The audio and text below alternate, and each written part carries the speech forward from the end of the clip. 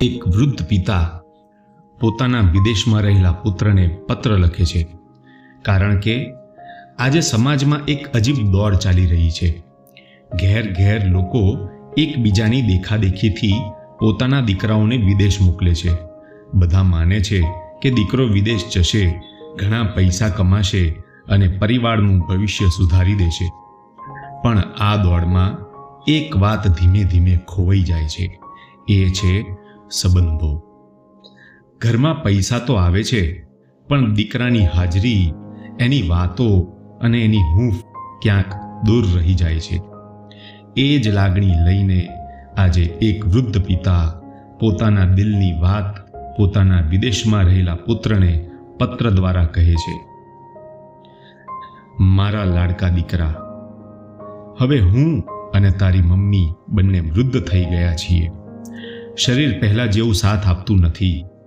આ ઉંમરે એક જ વસ્તુની સૌથી વધુ જરૂર પડે છે, પોતાના સંતાનની નજીક રહેવાની અને એની હૂંફની.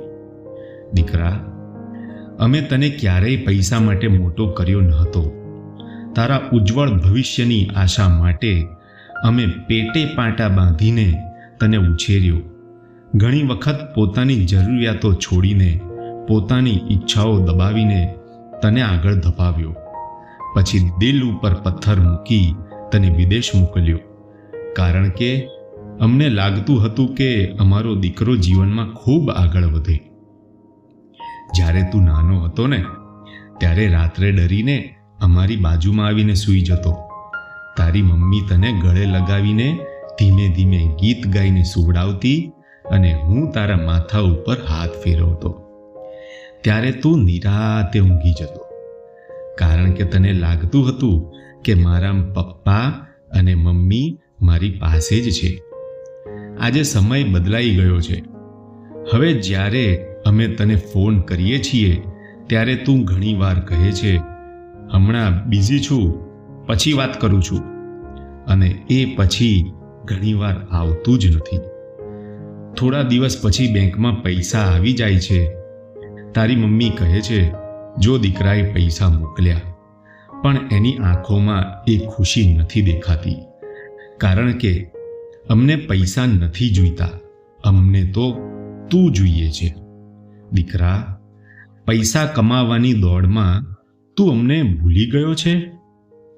હવે અમને અમારું ઘડપણ સાથ નથી આપતું.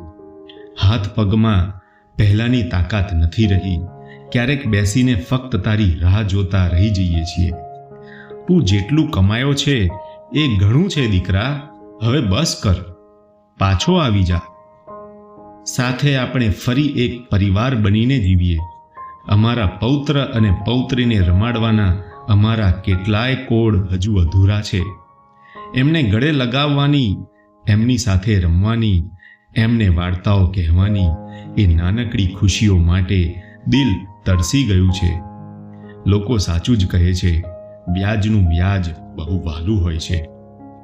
એ નાનકડા હાથ પકડીને બેસવાની ઈચ્છા રોજ દિલમાં ઉઠે છે. દીકરા, લાગણી, પ્રેમ અને હૂંફ પૈસાથી નથી ખરીદી શકાતી. આ બધું તો સાથે રહીને, એકબીજાની નજીક રહીને જ મળે છે. પૈસા તો કોઈ સાથે લઈ જતું નથી. માણસ આખી જિંદગી દોડતો રહે છે, કમાતો રહે છે, ભેગું કરતો રહે છે, પણ અંતે જ્યારે ઉંમર વધી જાય છે ને, અને એકલતા બાજુમાં આવીને બેસી જાય છે, ત્યારે જ સમજાય છે કે સાચું સુખ તો પોતાના લોકો સાથેના સમય અને સાથમાં જ હતું. આ વાત કદાચ તું આજે નહીં સમજી શકે, કારણ કે તું હજુ દોડમાં છે, સપનાઓ પાછળ દોડી રહ્યો છે. પણ જે દિવસે તું અમારા જેટલો ગરડો થઈશ ને, તે દિવસે તું પણ પોતાના સંતાનની રાહ જોઈશ. એ દિવસે આ દરેક શબ્દ તારા દિલમાં ઉતરી જશે. અમે આજે પણ દરવાજા પાસે બેસીને તારી રાહ જોઈએ છીએ, એક જ આશા સાથે કે એક દિવસ તું સામે આવીને કહીશ કે પપ્પા, મમ્મી, હું આવી ગયો. એ જ તારો પિતા.